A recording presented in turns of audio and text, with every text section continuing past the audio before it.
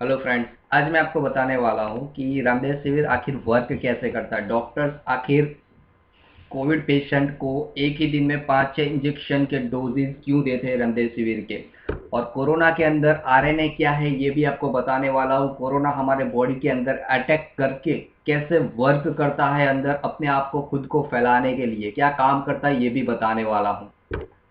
Anticoagulant drug क्या है, hypoxia हमारी बॉडी पे हावी कैसे होता है, और हाल ही में एक HRCT नया टेस्ट आया है जो डॉक्टर ज़्यादा प्रेफर करते हैं कोविड 19 पेशेंट को कि ये टेस्ट ज़्यादा तौर पे कराया जाता है। येलो फंगस के बारे में भी थोड़ा बहुत कुछ बताने वाला हूँ। सब कुछ कवर करने वाला है एक ही वीडियो में। तो चलिए शुरू करते हैं। मैं हूँ Dharmesh Panchal, tricks on study में आपका स्वागत करता हूँ। रामदेसिविर वर्क आखिर कैसे करता है, सबसे पहले इसका फॉर्मूला जान लीजिए। फॉर्मूला है इसका C27H35N6O8P। बहुत ही लंबा फॉर्मूला है मगर ये पूछने के बहुत ज़्यादा चांसेस है। मस्ट इम्पोर्टेंट पॉइंट है ये, इसका फॉर्मूला याद कर लीजिएगा। इसका दूसरा भी एक नाम है रेमडेसिविर का, GS5734 कहा जाता है उसे। रेमडेसिविर कब दी जाती है तो कोविड 19 पेशेंट की जब कंडीशन बहुत ही ज़्यादा क्रिटिकल हो, उस क्रिटिकल कंडीशन में ही रेमडेसिविर कोविड 19 पेशेंट को दी जाती है। दोस्तों ये एक एंटीवायरल ड्रग है, जैसे हमने सुना होगा एंटीबायोटिक कि बैक्टीरियल अगर लोड ज़्यादा हो बॉडी के अंदर तो एंटीबायोटिक्स दी जाती है। ऐसा ही ये एक वायरस है, वायरल लोड है, इसी वजह से एंटीवायरल ड्रग के तौर पे हमें रेमडेसिविर दी जाती है। असल में दोस्तों कोरोना वायरस एक खतरनाक भी है और उसके साथ साथ इंटेलिजेंट भी बहुत है, क्योंकि वो सबसे पहले हमारी बॉडी के अंदर आते ही वो हमारे बॉडी के संवेदनशील कोष पे अटैक करता है, यानी कि ससेप्टिबल सेल्स पे सबसे पहले हमला करता है, वहीं से वो घुसना शुरू कर देता है। कोरोना वायरस लिलीपुटियन एक्वानेट के जैसे कोष के ऊपर सवार होके आता है और चोरी से एंडोसोम की तरह दिखने वाली जो पटल होती है हमारे बॉडी के अंदर, उसके अंदर बबल के जैसे बंधा हुआ होता है। ये खास पॉइंट याद कर लीजिएगा, किसकी तरह वो सवार होके आता है तो लिलीपुटियन एक्वानेट की तरह वो सवार होके आता है। यह आपको किसी ने नहीं बताया होगा, इसलिए नोट कर लीजिएगा इसे। अब दोस्तों एंडोसोम, वो एंडोसोम के अंदर वायरस खुद के ही पटल को यानी लिफाफे में ढका हुआ रहता हुआ होता है, यानी किसी को दिखता नहीं है कि कोई इसे पहचान नहीं सकता कि यह कोरोना वायरस एंटर हो चुका है। आसपास के एंडोसोम से घुलना मिलना शुरू कर देता है, उनसे दोस्ती करना शुरू कर देता है, उसे एंडोसोम के पटल के साथ फ्यूज होना कहते हैं, यानी एक दूसरे के जुड़ना, एक दूसरे से जुड़ने को क्या कहते हैं, उसे फ्यूज होना कहा जाता है कि वो एंडोसोम के पटल के साथ फ्यूज हो चुका है, यानी घुलना मिलना शुरू कर देता है। ये वायरल लिफाफा जो होता है ज्यादा मात्रा में आसपास के साइटोसोल में फैल जाता है। जी हाँ, ज्यादा मात्रा में वो बाद में क्या करता है, साइटोसोल के अंदर फैल जाता है। जो कोष के स्ट्रक्चर और बाहरी पार्ट की बीच की जगह होती है, कोष का जो हमारा स्ट्रक्चर होता है, हमारा जैसे बॉडी का स्ट्रक्चर है, ऐसे कोष का जो स्ट्रक्चर होता है वो और बाहर के जो पार्ट्स होते हैं उनके बीच की जो जगह होती है उसे साइटोसोल कहा जाता है। चलिए साइटोसोल के बारे में बता देता हूँ कि आखिर साइटोसोल हमारी बॉडी के अंदर होता क्या है। Cytosol is the liquid found inside of cell. Cytosol कोशिकाओं के अंदर पाया जाने वाला एक लिक्विड है। It is the water based solution in which organelles proteins and other cell structure float। यह पानी आधारित एक समाधान है जिसमें ऑर्गेनल प्रोटीन अन्य कोशिका संरचनाएं तैरती है। जो साइटोसोल होता है वो इन सब चीजों को तैर के हमारी बॉडी के अंदर ऐसे घुमाता है। ऐसा कुछ होता है साइटोसोल, देखिए यहाँ पे ये कुछ ऐसे लिक्विड जैसा है, ऐसा कुछ दिखता है अगर इसे 3D पिक्चर में देखा जाए तो। Cytosol of any cell is a complex solution whose properties allow the functions of life to take places। किसी भी कोशिका का साइटोसोल एक जटिल समाधान होता है जिसके गुण जीवन के कार्यों को होने देता है, यानी हमारे जो रेगुलेटरी जो वर्क होता है, जो जीवन के कार्य होता है उन्हें होने देता है, उन्हें रोकता नहीं है। यानी जो वर्क जो हमारा होता है रेगुलर, उनमें कोई रुकावट नहीं आने देता है ये साइटोसोल, ये उसका वर्क होता है हमारी बॉडी के अंदर। अब देखो कोरोना वायरस के अंदर आरएनए क्या है। तो कोरोना वायरस में मेन पार्ट उस वायरस का जीनोम होता है। मेन पार्ट जो होता है वो आरएनए, जो वायरस का जीनोम होता है, जो काम होने के बाद खुद को आगे बढ़ाने के लिए खुद की बनाई हुई जेल से बाहर आ जाता है। क्योंकि अब तक तो वो किसी को दिख नहीं रहा था, मगर अब सबको दिखने लगता है। अब ये क्या करना शुरू कर देता है, तो जो सिर्फ एक और दो नहीं, हजारों उसके जैसे वंशक उत्पन्न करने की इच्छा रखता है और बाहर निकलने के ज्यादा ही कोशों को संक्रमित करना भी शुरू कर देता है। यानी उसका जो वायरल लोड होता है वो इंक्रीज करना शुरू कर देता है।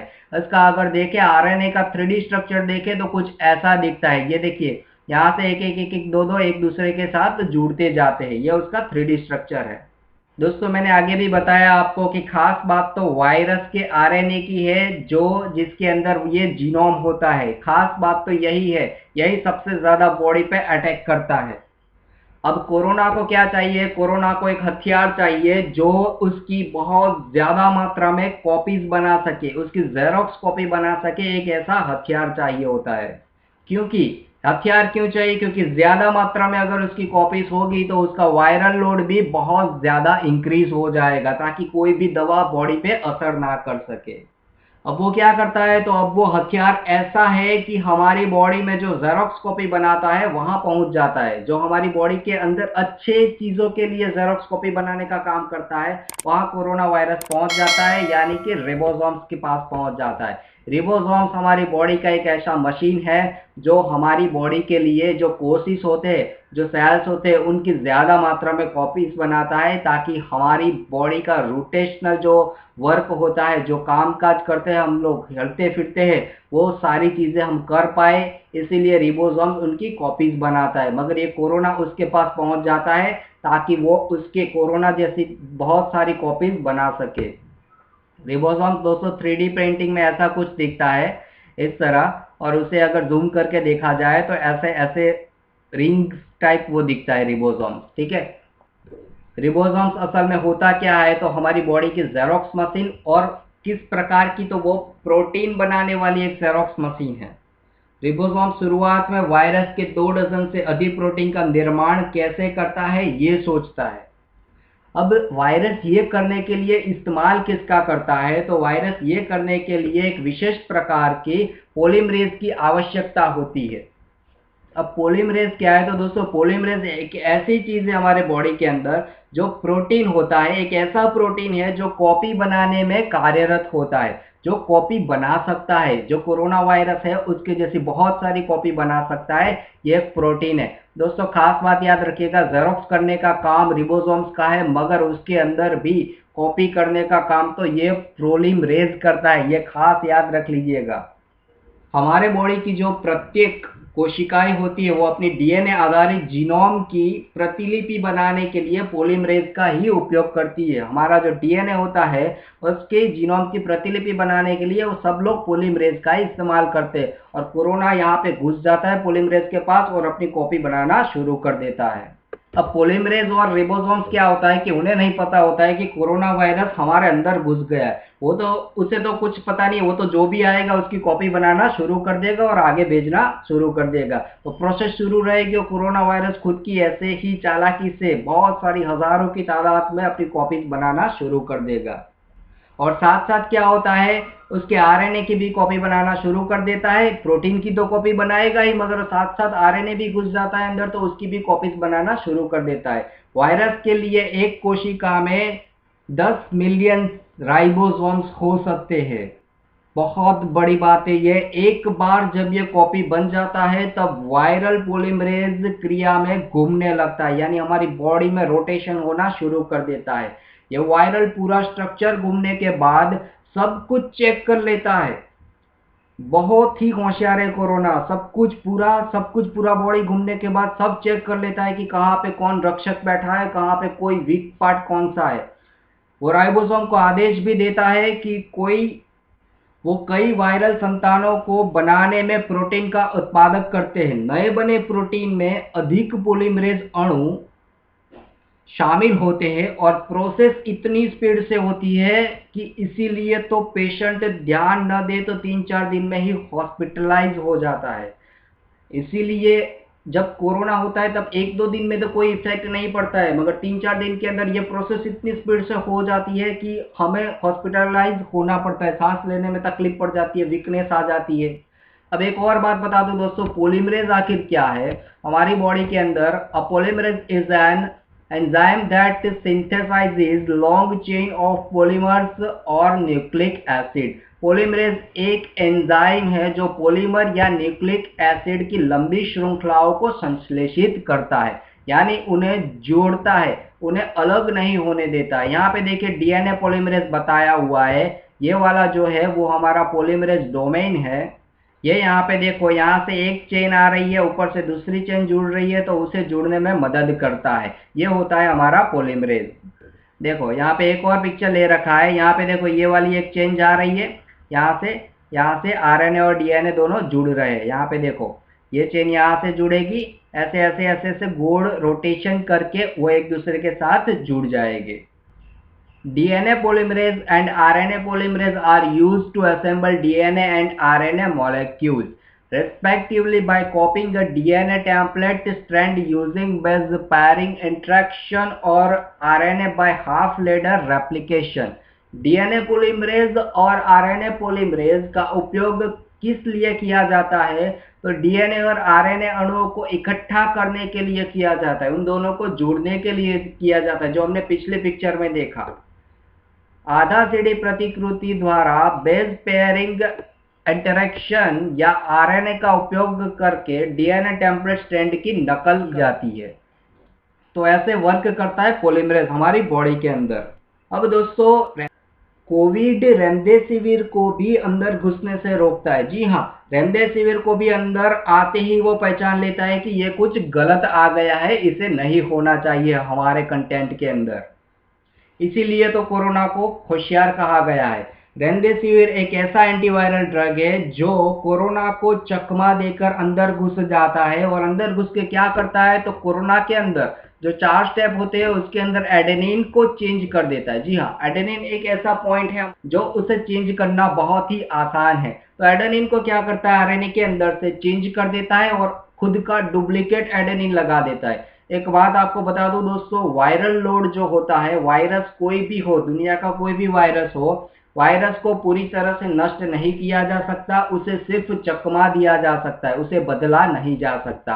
तो रेमडेसिविर भी वही वर्क करता है, एडेनिन को बदल के डुप्लीकेट एडेनिन खुद का लगा देता है। वो खुद को कोरोना के ही नवजात स्ट्रैंड में खुद को सील कर देता है, उससे जुड़ जाता है और चीजों को इतनी बुरी तरह से चिपका देता है कि पॉलीमरेज रुक जाता है और एक गलत चकमा देने वाला उत्पादक पैदा कर देता है, और इसी तरह ये दवाई का काम करने लगता है। अगर 1-2 इंजेक्शन रेमडेसिविर के दिए जाए तो कोरोना उसे पकड़ लेता है और उसे नकली एडेनिन को उखाड़ के बाहर फेंक देता है। इसीलिए डॉक्टर्स हमें दिन में जो भी कोविड-19 पेशेंट होते हैं उन्हें 5-6 रेमडेसिविर या इससे भी ज्यादा डोजेस देते हैं एक ही दिन के अंदर, ताकि इतना रेमडेसिविर बॉडी के अंदर घुस जाए कि वो कोरोना पहचान ही ना सके कि हमारा वाला कौन सा है और रेमडेसिविर वाला कौन सा है, वो पहचान ही नहीं सकता, और इतना एकदम इमेजिनरी पार्ट बन जाता है, ओरिजिनल बन जाता है कि वो उसे ढूंढ ही नहीं सकता है। तो दोस्तों ऐसे वर्क करता है कोरोना, और कोरोना बाद में कंफ्यूज होने के बाद कुछ नहीं कर सकता, रेमडेसिविर को उसे अंदर आने ही देना पड़ता है, क्योंकि वायरल लोड रेमडेसिविर का जो इंजेक्शन होता है वो उसे कम कर देता है। बाद में क्या होता है, रेमडेसिविर का जो इंजेक्शन होता है वो उसकी कॉपी बनना शुरू हो जाता है, और ऐसे हमारी बॉडी के अंदर कोरोना का वायरल लोड कम हो जाता है। अब दोस्तों HRCT की बात कर ले कि HRCT टेस्ट डॉक्टर्स कराने को बोल रहे हैं। जब नया नया कोरोना आया था तब सीटी स्कैन कराने की सलाह दे रहे थे, मगर क्यों अब HRCT स्कैन कराने को बोल रहे हैं। HRCT का फुल फॉर्म है हाई रिजोल्यूशन कंप्यूटर टोमोग्राफी। जी हाँ, यह फुल फॉर्म भी याद कर लीजिएगा, आ सकता है एग्जाम में। सीटी स्कैन में क्या था दोस्तों कि सीटी स्कैन में ऐसे अगर फोटो निकाली जाए तो ऐसे धुंधला धुंधला दिखता था, क्लियर नहीं दिखाई देता था, इसीलिए डॉक्टर्स ने HD क्वालिटी वाला ये टेस्ट कराने को बोला, हाई रिजोल्यूशन कंप्यूटर टोमोग्राफी। इससे क्या होता है कि 3D इमेजेस दिखती है हमारे बॉडी के अंदर के पार्ट की, यानी सही तरह से पहचान सकते हैं कि कोरोना कहाँ तक फैला है। Anticoagulant drug, anticoagulant drug 4 types के हैं टोटल दोस्तों, याद कर लीजिएगा। सबसे पहला है एपिक्साबेन जिसे इलिक्विस भी कहा जाता है। दूसरे नंबर पे है डेबिगाट्रेन जिसे पैराडक्सा भी कहा जाता है। तीसरे नंबर पे है एडोक्साबेन जिसे सावाइसा भी कहा जाता है। चौथे नंबर पे है एनोक्सापेरिन जिसे लवनॉक्स भी कहा जाता है। टोटल ये 4 टाइप्स के एंटीकोगुलेंट ड्रग होते हैं। याद कर लीजिएगा, इनके दो नाम है, दो नाम आपको याद करने हैं। कोई भी नाम आ सकता है एग्जाम में, ऐसा भी पूछ सकते हैं कि एनोक्सापेरिन का दूसरा नाम क्या है, तो लवनॉक्स, ये आपको याद होना चाहिए। इसके लिए आप खुद की भी कोई भी ट्रिक बना सकते हैं, जैसे भी आपको याद रखना हो, किसी के नाम से भी याद रख सकते हैं, कुछ भी कर सकते हैं। अब बात करते हैं एंटीकोगुलेंट ड्रग आखिर वर्क कैसे करता है। एंटीकोगुलेंट ड्रग क्या करता है, तो हमारे जो बॉडी के अंदर ब्लड क्लॉट्स बन चुके होते हैं उन्हें एकदम हल्का सा कर देता है। यानी कि जो ब्लड के जो धब्बे जम चुके होते हैं बॉडी के अंदर, उन्हें पतला कर देता है। पतला होने से क्या होता है, तो उसके बेनिफिट्स क्या रहेंगे कि हमें स्ट्रोक से बचाव मिलेगा, हार्ट अटैक भी आने के चांसेस बहुत कम हो जाएंगे। तो इसीलिए हमें एंटीकोगुलेंट ड्रग दिया जाता है, क्योंकि कोविड जो पेशेंट होते हैं उन्हें ब्लड क्लॉट्स होने के चांसेस बहुत ज़्यादा हो जाते हैं, और ये देने के बाद स्ट्रोक और दिल के दौरे की संभावना बहुत ही कम हो जाती है। अब बात करते हैं कि रेमडेसिविर आखिर आया कहाँ से, ओरिजिनल कंपनी कौन सी थी उसकी। तो ओरिजिनल रेमडेसिविर की कंपनी अमेरिकन कंपनी है जिसे गिलियाड कहा जाता है। ठीक है, गिलियाड नाम की कंपनी ने सबसे पहले रेमडेसिविर बनाया था, और ये रेमडेसिविर जो एंटीवायरल ड्रग है ये किसके लिए बनाया गया था, तो इबोला वायरस के लिए बनाया गया था। यह खास याद कर लीजिएगा, कंपनी का नाम और इबोला वायरस के लिए इसे बनाया गया था। बाद में पता चला कि इसका इस्तेमाल हम कोविड पेशेंट के ऊपर भी कर सकते हैं। अब बात करते हैं कि हमारे इंडिया में ये रेमडेसिविर आया कैसे। तो गिलियड जो कंपनी थी उसने कुछ फंड्स लेकर हमारी इंडियन कंपनी को ये बनाने का लाइसेंस दे दिया। तो अभी तो शुरुआत में तो सबसे पहले सिर्फ 2 ही कंपनी बना रही थी, सिप्ला और हेट्रो। अब टोटल 5 कंपनियों को इसका लाइसेंस मिल चुका है रेमडेसिविर बनाने का। अब इन लोगों ने क्या किया, खुद का रेमडेसिविर बनाना शुरू कर दिया, तो खुद के ही नाम देना शुरू कर दिया। सिप्ला कंपनी रेमडेसिविर बना रही है तो उसका नाम है शिपरेमी। हेट्रो रेमडेसिविर बना रही है, उसका नाम है कोविफोर। जाइडस कैडिला भी बनाना शुरू कर चुका है, उसे रेमडेक नाम दिया गया है। जुबिलेंट लाइफ साइंस ने भी रेमडेसिविर बनाना शुरू कर दिया, उसने नाम दिया है जुबी आर। 5वीं कंपनी है मिलान, मिलान ने डिसरेम नाम दे चुका है उसका। ये सारे के सारे नाम भी याद रख लीजिएगा, कुछ भी आ सकता है। जाइडस कैडिला किस नाम से रेमडेसिविर बनाती है, रेमडेक बनाती है, तो ऐसे सारे के सारे नाम याद कर लीजिएगा। अब लोगों को लगता होगा कि कोरोना वायरस होने के बाद रेमडेसिविर अगर वर्क करती है तो दूसरी सारी जो दवाइयाँ दी जाती है वो क्यों दी जाती है।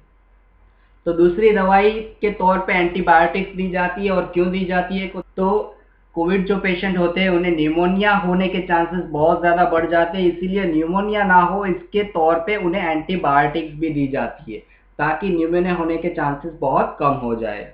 अब क्या होने लगा, कोरोना वायरस में लो इम्यून सिस्टम होने की वजह से लोगों को फंगस होना शुरू हो गए। 3 टाइप्स के फंगस आ चुके हैं, black fungus, white fungus, yellow fungus. हाल ही में एक नया नाम भी सुना गया है कि ग्रीन फंगस भी पाया गया है। फंगस होने के मोस्ट ऑफ केसेस ऐसे ही है, लो इम्यून सिस्टम होने की वजह से ही फंगस हमारी बॉडी पे हावी होते हैं। इसमें हम बात करने वाले येलो फंगस की। ब्लैक फंगस और व्हाइट फंगस का वीडियो मैं आगे भी बना चुका हूँ, आपको लिंक चाहिए तो डिस्क्रिप्शन में मिल जाएगा। येलो फंगस होता क्या है, आपने पेड़ पे ऐसा कुछ येलो वाला शायद कुछ देखा होगा। येलो फंगस को म्यूकोरसेप्टिक भी कहा जाता है। सम एज ये सारे फंगस जो होते हैं उसके सिम्टम्स थोड़े बहुत सेम ही होते हैं, मगर कुछ रीजन की वजह से ही उन्हें ऐसे कलर के नाम दिए गए हैं। येलो फंगस के सिम्टम्स क्या है, तो येलो फंगस होने के बाद वेट लॉस हो जाता है, लिथर्जी होने के चांसेस है यानी कमजोरी आ जाती है, रिड्यूस एपेटाइट यानी भूख में कमी होने की वजह से क्या हो जाता है, कमजोरी बॉडी में आ जाती है, लो विजन हो जाता है, ऐसे हमें धुंधला धुंधला दिखना शुरू हो जाता है। ट्रीटमेंट के तौर पे क्या इस्तेमाल किया जाता है, तो कोई भी फंगस हो दोस्तों, ट्रीटमेंट के तौर पे एक ही इंजेक्शन दिया जाता है, एम्फोटेरिसिन बी नाम का इंजेक्शन दिया जाता है। ये एक एंटी फंगल ड्रग है, जो अगर फंगस हो जाता है तो उसके इलाज में ये इंजेक्शन हमें दिया जाता है। याद कर लीजिएगा, ब्लैक फंगस हो, व्हाइट फंगस हो, येलो फंगस हो, कोई भी फंगस हो, आपको ये एक ही इंजेक्शन दिया जाएगा, एम्फोटेरिसिन बी इंजेक्शन। सबसे ज्यादा किस पे फंगस हावी होने के चांसेस है, तो येलो फंगस होने के चांसेस उन पे ज्यादा है जिसे अस्थमा का प्रॉब्लम है, डायबिटीज है, HIV, एड्स वगैरह ऐसे कुछ रोग होते हैं, उनको येलो फंगस होने के चांसेस सबसे ज्यादा है। अब दोस्तों हाइपोक्सिया की बात कर लेते हैं। हाइपोक्सिया क्या होता है, तो कोरोना होने की वजह से हमें जो सांस लेने में तकलीफ होती है उसे हाइपोक्सिया कहा जाता है। हाइपोक्सिया भी टू टाइप्स के होते हैं, एक नॉर्मल हाइपोक्सिया होता है, दूसरा है साइलेंट हाइपोक्सिया जिसे बहुत ही डेंजर कहा जाता है। अब देखो नॉर्मल हाइपोक्सिया हो तो कोई बात नहीं है, कोई दिक्कत नहीं है, हमें पता चल जाएगा। अगर हमें सांस लेने में तकलीफ हो रही है तो हमें पता चल जाएगा कि हाँ बॉडी के अंदर सांस लेने में तकलीफ हो रही है। मगर ये साइलेंट वाला हाइपोक्सिया हो गया तो बहुत ही डेंजर है, बहुत ही खतरनाक माना गया है इसे, क्योंकि ये हमें पता ही नहीं चलने देता कि हमारी बॉडी को सांस लेने में तकलीफ हो रही है। ये बहुत ही डेंजर है। ये जब बहुत ज्यादा ऑक्सीजन लेवल कम हो जाता है, 70-75 के आसपास आ जाता है, तब पता चलने देता है कि हमें बॉडी में सांस लेने में तकलीफ हो रही है, और तब तो बहुत लेट हो चुका है। इसीलिए इस हाइपोक्सिया से डेथ होने के चांसेस बहुत ज्यादा बढ़ जाते हैं। इस्तेमाल यानी इसके लिए क्या करना चाहिए, तो ऑक्सीडोमीटर का ही इस्तेमाल कीजिए। ऐसे खुद की सांस से पता मत लगाइए कि सांस लेने में तकलीफ हो रही है या नहीं। तो ओरिजिनल जो ऑक्सीडोमीटर होता है उससे ही चेक कीजिए कि हमारा ऑक्सीजन लेवल कितना है, वरना ये जो साइलेंट वाला हाइपोक्सिया हो गया तो पता ही नहीं चलने देगा कि ऑक्सीजन लेवल कितना है। ठीक है, तो दोस्तों ये था हमारा पूरा का पूरा वीडियो। अगर ये वीडियो आपको पसंद आया तो सब्सक्राइब कीजिए और बेल आइकन दबाना ना भूलिएगा। मेरा ये वीडियो देखने के लिए आपका बहुत बहुत शुक्रिया।